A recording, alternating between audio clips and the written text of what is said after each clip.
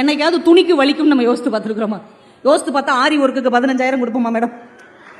புடவை 800 ரூபா, பிளவுஸ் 5000 ரூபா. இந்த கொடுமை எங்கேயாவது நடக்குமா? ஏன் அப்படின்னா அதுல ஆரி ஒர்க் வச்சிருக்கிறாங்க.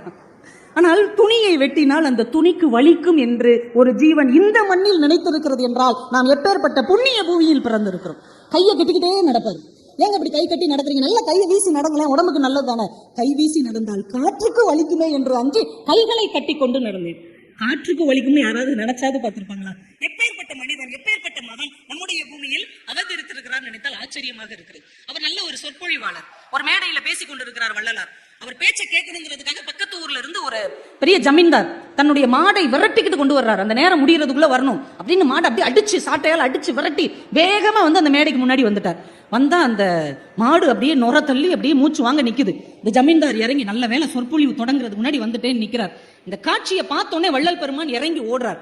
எல்லாருமே ஜமீன்தாரை பாக்குறதுக்கு தான் ஓடுறாருன்னு நினைக்கிறாங்க. வேகமா ஓடி மூச்சு வாங்க கண்ணீரோடு அந்த நுரை தள்ளி நிற்கிற அந்த மாட்டை கட்டி பிடித்துக் கொண்டு, எனக்காகத்தானே நீ இவ்வளவு துயரத்தை இன்றைக்கு சுமந்தாய், என்னை மன்னித்து விடு என்று அழுத ஒரு மனிதன் இந்த மண்ணில் வாழ்ந்தான் என்றால் அவருடைய பெயர் வள்ளல் பெருமான். இப்படிப்பட்ட மனிதர்களின் வாழ்க்கையெல்லாம் எப்படி நமக்கு தெரிந்தது?